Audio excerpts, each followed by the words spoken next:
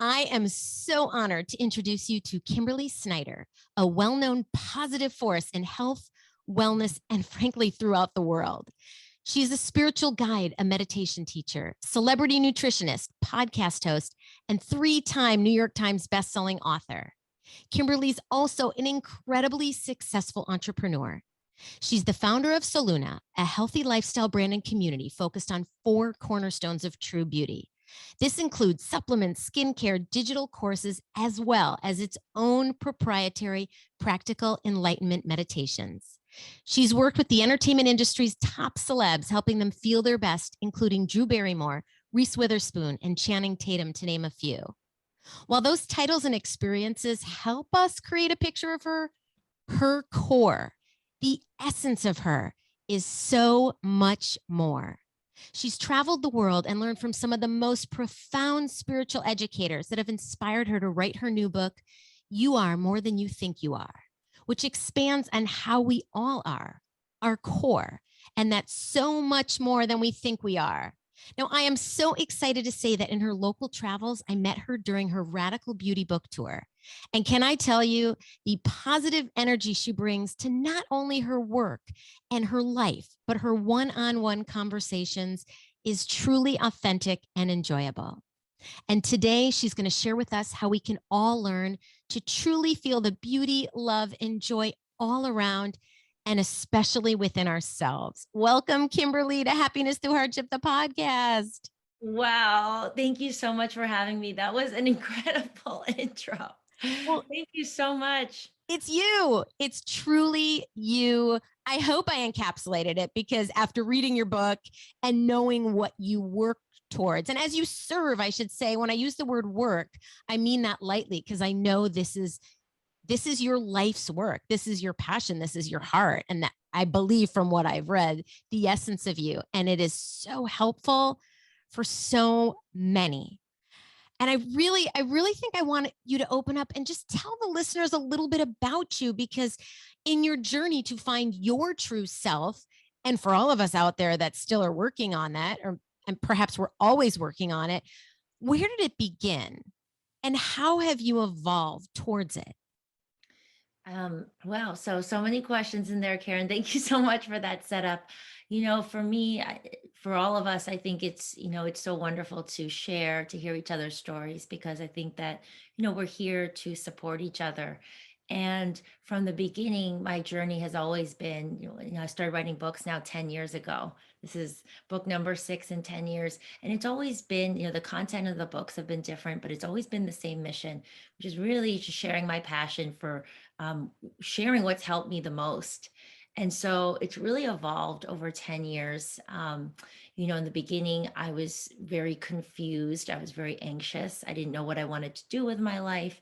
I had no idea how to take care of my body. I was bloated. I was constipated. I had acne. I had low energy. And so in the beginning, I started out as a seeker, and I didn't know what I was seeking, but I knew I was in some way trying to seek some sort of peace, some sort of alleviation from the discomfort I was feeling within myself. And so, because I didn't really know what I wanted to do with my life, I'd saved some money and I started traveling. I started backpacking. And I thought that it would only be a few weeks. And then as I started on the road, it just started like the snowball. I started meeting people and I started being pulled into all these different countries. And, I started to realize I could really travel for a few dollars a day, which I didn't realize was possible. In Africa, I camped and, lived out of this car I bought for a few $1,000s and then sold the car back and kept going. And so by the end, it ended up being over, 3 years, around 3 years, and over 50 countries. And so for me, Caryn, this was a very important part of the journey for a couple of reasons. Number one, I was able to be out of the Western world for that time. I was mostly in Asia and Africa and some South America, some Eastern Europe.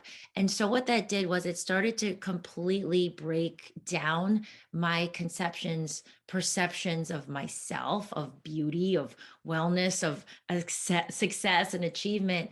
And in its place, I was so open at that point in my life. I had this much more expansive view that I came to adopt as my philosophy. And so I was it completely changed my life. And one of the places that had the biggest impact on me was India. So the first time I went, I was there for about 3 months. And then, at some point I circled back and I was there, a very specific trip where I went to some specific pilgrimage places and some specific spiritual sites and places as I started to get deeper. But when I first went to India, I had never done yoga. I'd never done meditation. I didn't really know what yoga was. And so it was there that I started to learn about these really, the deep yogic science. When I came back, and I was starting to apply these teachings. And what happened was, Caryn, I was sitting on my bed. I had no money when I got back, but I was going deep into particularly the teachings of Paramahansa Yogananda, who's the one that brought yoga from the East to the West. And I was starting to see these patterns emerging in my life. And a lot of his teachings are about what he calls dynamic will and concentrating our energy and taking it out of the peripheral nervous system and into your spine and into your brain and into your central nervous system, and really learning how to tap into your best ideas and how to tap into this, use the term true self, which is really what my book is about, unlocking this potential of our unique energy and our unique power. So the beginning of the journey was the travel. And then the next beginning was like, oh, wow, I'm coming back. I'm living in New York City. I talked about before the podcast, I'm from the East Coast. So I had a lot of family over there, but I didn't have any money and I still didn't know what I wanted to do. But I was applying these teachings and I was learning to go into my own, like really understanding my energy, tapping into the true self, which is really beyond the form, beyond what we look like, beyond what we're doing, but it's the voice of our intuition, the voice of our gut, and where we go into the heart energy. And so I was starting to create out of nothing. Literally, I started a free blog. And I went back, I was teaching yoga. I was going back to nutrition school. I didn't know anything about SEO or marketing, but I was just leading with my heart. And so this blog, I was putting out information about, traveling and my perspectives of beauty and food and all this stuff. And it was just it was starting to gain momentum in New York City, which is where I was living, just through my yoga students. They were the only people I told. And the funny thing is, Caryn, is my first celebrity found me. I don't even own a TV. To this day, I have not owned a TV since I was a child in my parents' house. So I'm not really, I wasn't trying to be in that world, but she found me. And then I got on a film set. And then, I started working with other actors and producers. And next thing I knew, I was kind of in that world, swept into that world for the next few years. And then I was getting on national television shows, just still speaking from my heart. And then the book deals started to come.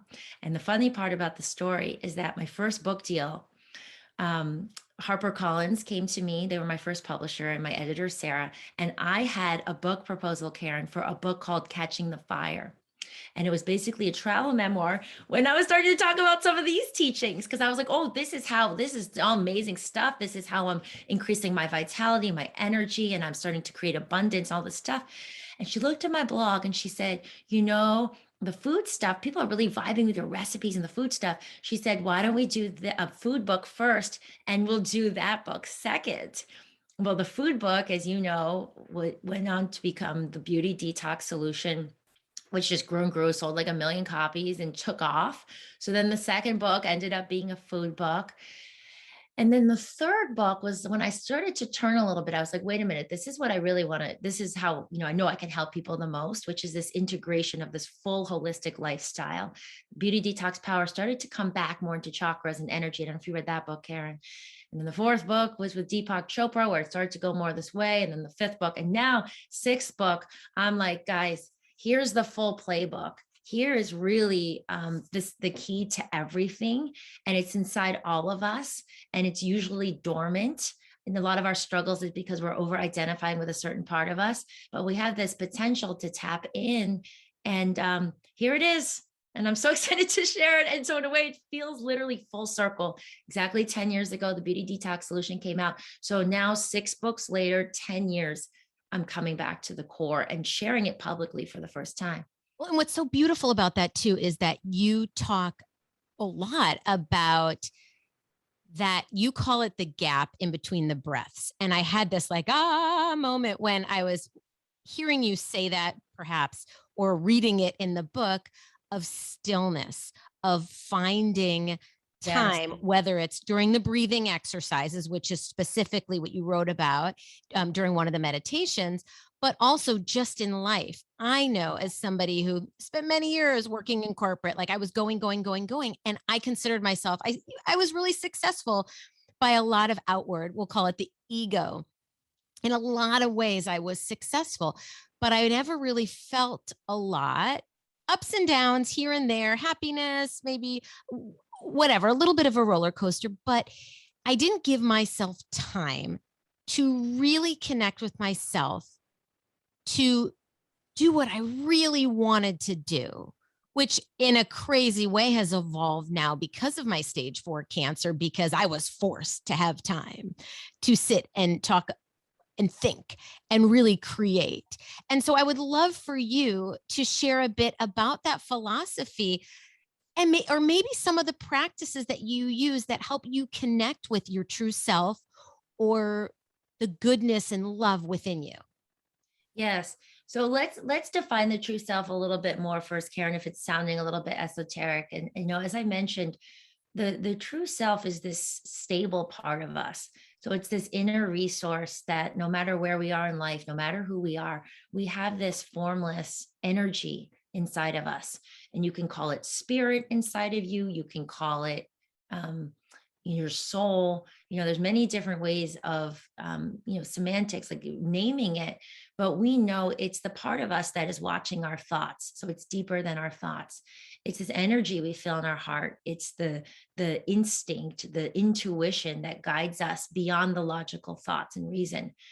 And in yogic science, the true self is who we really are. And unfortunately, in the world we live in, we tend to over identify with this shell outside of us, which is the ego. So again, as I said, it's what we look like, all this doing. And the ego is sensing the world through these 5 senses. So what we see, what we're touching, and smelling, it's always out here.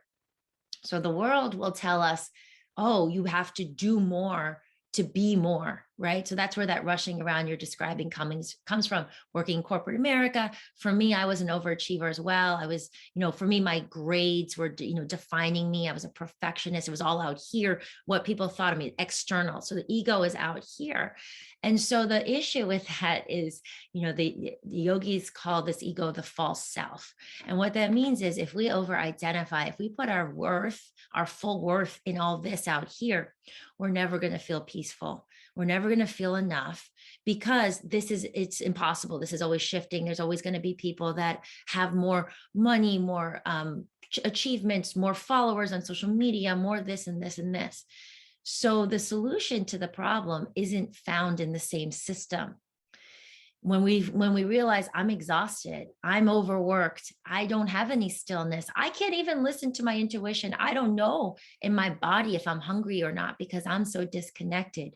It's not that we go to more doing, which is what I found with clients and I found with myself in the world, is like, I need to be more perfect with my diet. I need to understand things more. I need to work out more. I need to be more disciplined, all this stuff out here. Rather, it's a shift of perspective. And the shift is, instead of being out here, I go deeper inside myself. I connect inside. And when we start to realize that this is the big game changer, it becomes easier to create more times of stillness and more times to meditate, because we feel the difference. We feel, oh man, I'm getting more creative ideas. I'm feeling less competitive. I'm feeling less agitation. Our day-to-day whole perspective of life, our experience starts to shift. So what I recommend in getting started is, we need to create, first of all, a balance between our outer world and our inner world. And we need to honor that. So what I mean by that is, I'm a big believer in a morning ritual, a morning practice. And I do teach something called the 4 cornerstones of true wellness. And they are food, body, emotional well-being, and spiritual growth. So when we want to create a life that is very healthy and well in a total sense, it means that we need to nourish ourselves as whole beings, because we are whole beings and our wholeness is our power. So in the morning, food wise, what we're putting in our body, start the day with something like hot water with lemon, a glowing green smoothie, Body cornerstone, take your SBO probiotics, nourish your gut health. Maybe you do a workout or you go for a walk. Emotional well-being wise, you take time to journal or to, feel what's going on, any sensations in your body, anything that you need to process and let go of. Spiritual growth. This is to me the key to everything, because spiritual growth is about awakening. It's about awareness. So what I recommend, even if it's 5 minutes or 7 minutes in the morning, really take that time to do a meditation practice. And the practical enlightenment meditations that I offer are about 7 minutes, Caryn. So we're not talking about sitting for an hour. But when you take that time to breathe into your body and to connect in, and I lead you through my practice, which is a little body work, breath work, and then the I am seed intention, which is, shifting from the ego into this expansive true self identity, then we are more in tune, we're centered, we're in our power, we're less susceptible to food cravings, we're less susceptible to reactions and triggers and worrying so much what other people are thinking and what they're doing. So these little small steps, creating a practice, meditating for 7 minutes in the morning, and maybe that grows to 10 minutes or more. Maybe you start to meditate for 7 minutes in the evening as well. And that balance between all the outer doing and the inner connection starts to grow that stillness, and it starts to really grow that awareness. And from there, and I can say from personal experience, we don't have to push so much. We start to feel more intuitive. We start to be guided. We start to feel like our lives are more in flow. We're less in beta brain waves going bananas all the time. We start to slow into those alpha brain waves, which is peak creativity. They've measured that in science. It means there's more synergy and harmony and flow throughout our hormones, throughout our, between our parasympathetic and our sympathetic nervous system, which is, by the way, connected to our endocrine system. It's connected to our immunity. So without all the pushing, we start to feel, oh, like, yes, I know this is the right way. And here's a really creative, wonderful idea. And my energy is starting to soar and I'm feeling more peaceful. And all these things start to line up in our life. And that's what started to happen to me, Caryn, like I mentioned in my story. And I don't think I'm so, special in any way. I feel like I had access to these teachings. And it helped me, it put me on this trajectory of being more in flow versus the pushing that I had been in for the 22 years before then, which is really when I started doing this. And, I'm so passionate about sharing it because, wow, I think that, these teachings could help everybody. Well, you bring up, so many incredible points. And I think a lot of my key takeaway has to do with the space, about not pushing. It's about feeling. I've heard you say, instead of that pushing of thought, to just take moments to feel, because that's where the creativity or the resourcefulness or the knowledge can come from. When you're pushing, you're probably exhausted and not in a place where you can take in all these other influences and inspirations around you that could get you to really where you want to be. And I think that that's key, and it's beautiful. So the pushing comes from this misconception that we're trying to add on to ourselves. Like somehow we need to get love, we need to get validation, we need to get self-worth by proving it outside. And there's this amazing quote from Yogananda in the book, I'm paraphrasing it here, but it's something to this extent that we, scrape off the mud. You are the diamond. It's in there already. So we don't have to push rather than allow this energy to come forward, allow the true self to emerge instead of this like egoic, frantic rushing around. And when you start to really understand that we're nurturing this inner energy to come forward, we don't have to try to acquire it. It's already in there. And wow, is that powerful? Because like I said, moment to moment, people will see you in a different way. You will resonate in a different way. There's a chapter on magnetism where I describe how I came to co-author a book with Deepak Chopra. It didn't feel pushy at all. It was just this allowing and showing up in my true self. And what's really powerful too is, this is also the game changer. I want to mention it again, is when we start to realize we have a completely different, each of us has quantum physics shows this as well. We have a different gravitational field, not just inside of us, but around us. So each of us is a unique blueprint. and we can enhance each other's experience. We do not have to feel competitive. So think about all the time and energy people waste in stacking themselves up or trying to be better than, or not feeling good then, and doing this, and getting more stuff done to their lips or their face, or whatever, just like trying to get more stuff. We can relax. We don't have to be competitive with anybody. Can you tell us a bit about judgment? Because there was a technique that you talked about in the book. I think it was like Yes. was it mirror gazing or Oh, something about working on judgment? Because we all sometimes can be judgmental about our looks or about our work or others. And this was something that I thought, wow, that was interesting. so there's a couple different practices in the book. The mirror gazing technique that I share it's in the beauty chapter, and it's an Ayurvedic practice of where you look in the mirror into both eyes, like one at a time, and you really start to focus not on this. Most of us look in the mirror, we're looking at our makeup or fixing our hair, but we don't really look down into our soul. So that's a practice for connecting with the true self and perhaps seeing yourself for the first time. And it sounds basic, like, oh, I'm looking in the mirror, but it's actually profound. And the first time I did it, I cried because I realized I had never really taken the time to see myself. And we can't really love ourselves until we see the light inside of us, our real selves. So, can I share a quick experience? I think that happened to me when the first time I was diagnosed with cancer. I lost my hair through the chemotherapy, and my hair, I was always like black, thick, beautiful, long hair. And so for me to lose the hair was a big deal. And I looked in the mirror for the first time when it was all gone. And what I saw were my eyes, like so bright, so sparkling. I noticed my smile for the first time. Like I kind of laughed and thought, thank goodness for the orthodontist that helped me with this beautiful smile. But it was beyond that. I Mhm. was looking in the mirror and I was seeing what I think was my soul that was just radiating. I mean, can I say I was radiating beauty? That I was like, wow, here I am going through arguably the hardest point in my life, and I'm seeing and I'm feeling beauty. And I think in some ways that's similar to what you're saying. Yes. So in the beauty chapter, what I say is, I've played with this word beauty for years. Everybody is unique. So by definition, everybody is beautiful.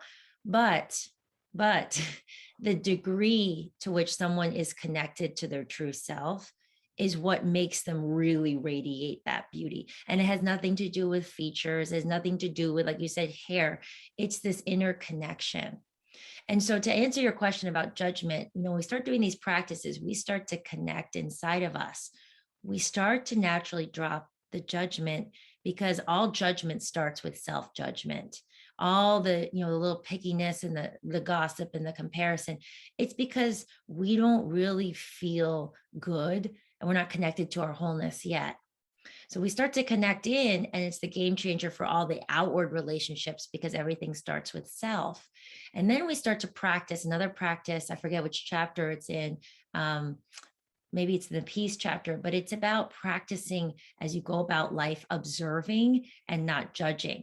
So it's like, oh, there is a woman in a red hat, versus, oh, look, that red hat is so ugly. Did she spend $5? Like all these things, what that does, all the judgment, it pulls our energy out. So you imagine this like central energy channel. Every time we're judging, we're putting energy into matter, which is the yogic term. It's just like all this like delusion, all this stuff out here. And so we're dimming our own light. And so even though we think, oh, like I can't help but make that comment, and it doesn't, I think maybe it makes you feel better for a second, but it really doesn't, because it's just really destructive. It's taking your energy out of this core vitality, right? So we want to start to realize, we want to start practicing, realizing, and then practicing when we don't have to comment. Please don't, because it's really depleting your own energy. There's times we have to make a decision. Am I going to get the red tablecloth or the purple one or whatever it is? But when it's just like walking around life, like, oh, there's people at the store, this person chose to wear this outfit, or, oh, she seems flustered, right? But we don't have to attach all this story to it. Oh, she's probably having a fight with her boyfriend, like all this extra stuff. The extra stuff is where we have to self-manage and self-regulate our own energy. and say, no, I'm not going to deplete my energy. I'm not going to throw barbs out at other people. I'm going to call my energy back in. So big part of this practice of tapping into the true self is day to day. And oh my gosh, Caryn, moment to moment, we keep calling the energy back in. And once we start to do that, we start to build this energy inside of us. And then the energy inside of us is, it's similarly to when I wrote the Beauty Detox Solution, I was talking about beauty energy. When we don't have as much energy, we're dissipating in heavy digestion. The energy starts to go into, rebuilding the blood and the liver tissue and the collagen, all this stuff. It's the same thing, talking about the same thing here, is all this like emotional energy, all this mental energy going out all the time. We build it inside. And now that starts to be this like very powerful portal that we can go into to guide us with our intuition and guide us into, the warrior energy of perseverance in our goals, right? And the creator energy I talk about in chapter 19, how we take all this form, we put it into tangible manifestations and things we want to create. The more of our energy we build inside of us, the more, truly successful we become. So beautifully said. Incredibly beautifully written in your book. I am so grateful that you are on Happiness Through Hardship, the podcast, to share this message with all of us. And I'm hoping that as we close out this podcast, you will play what we've played on every single episode to date. And there, at the time of taping, there have been over 75 episodes, and we're going way beyond. So, yay, will you play with me? Of course. Of course. So if you're new to me, the Grateful Game is a practice that my son and I created a few years ago. Who's your son? My son is now almost 13. But when he was 9, we got into bed and we took a gratitude journal, and it evolved to be a little bit too much before bed and taking out the pen and writing things down and keeping the light on. And so what we ended up doing is we'd shut the light, we'd lie there, and we'd talk about what we're grateful for and why in that day and in that day itself. And as I will always say, did it cure my cancer? Did it move huge mountains in my life? Well, maybe not. However, I do believe that it has helped us day to day look at the beauty that's all around us and that's within our life. And now, several years later, we don't always do it at night before bed, but sometimes on the way to a baseball practice, I'll say, okay, let's play the Grateful Game. And listen, we play it where we give ourselves 2 minutes time and we come up with, who can come up with the most. But this practice is for everyone. Like, play it the way you deem necessary. And I think for us, I would just like to say, let's, as my mom would say, it doesn't matter if you win or lose, Caryn, it's how you play the game. So you don't need more than I do. And so I just will say, I'm going to come up with 2 things that I'm grateful for today and tell you why. And then I'll toss it to you and see if you could share the same. Okay. So I will say today, as I was walking out from getting my blood work, because that's something I have to do often, I went to check my Instagram to get on there and to talk about my morning. And I noticed I hit a milestone. And I will say the milestone in itself, the number, I know, and I'm trying to connect and say numbers don't matter, right? And so I'm flipping the story and I'm saying to myself, let's celebrate that we together have hit a milestone. And so rather than being like, oh, I probably shouldn't go get that matcha latte, which is going to be my second thing I'm grateful for today, is number one, I hit the milestone and I want to continue, because Pretty Wellness on Instagram, this community, it's beyond me. It's as you know about community, it's about people feeding off each other and trying to inspire each other, whether it's healthy living mechanisms or happiness or whatever that makes them feel better. And the matcha latte, did I need it? No, but I was excited about it. And so that's how I celebrated. And it's this cute little English breakfast place that I don't normally go to. But by the way, every menu has something healthy and theirs does as well. And so I treated myself to that. And so I'm going to toss it to you. What are you grateful for and why today? Great story, Caryn. So, it's still pretty early here. It's 9:45 a.m. So I'm grateful for, the messiness, the beautiful messiness of my life. The 4 of us, we always say 4 buggies in a ruggie, which means my husband and I, our two children, one is, 16, almost 17 months, one is 5.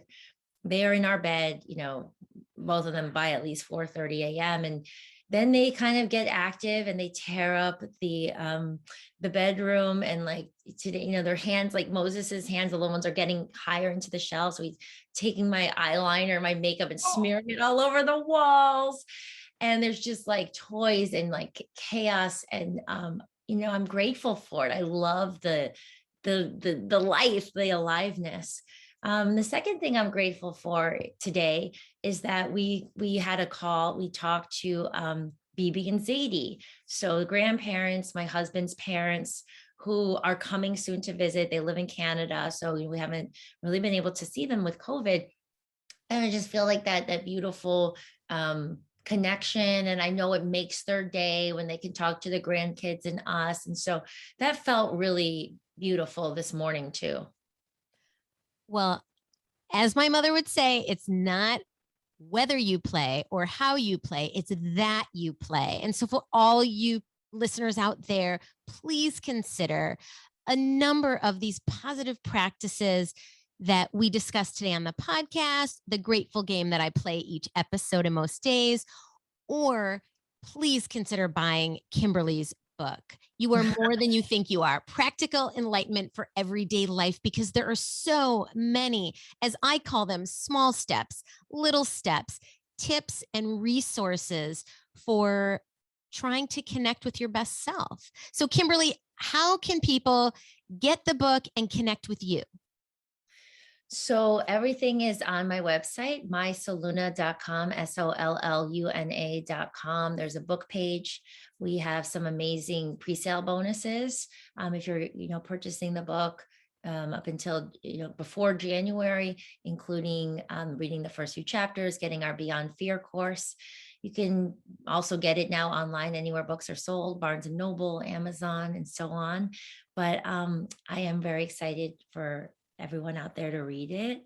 From my heart, does not feel like my book. It really feels like this. I'm in service to the book. I want these teachings and these practices and techniques that I feel very honored to have come across. I want them to be for everyone. So you are more than you think you are. I truly believe that message. And, I hope everyone enjoys the book. I know they will. Well, thank you again. And to the listeners, thank you so much for being here on this podcast episode today with Kimberly Snyder. I am grateful that you were along, and I hope that no matter what you are going through in life, that you know that there is a way to find joy during whatever journey you're going through in life. So I'm sending virtual hugs out to all of you, and bye for now.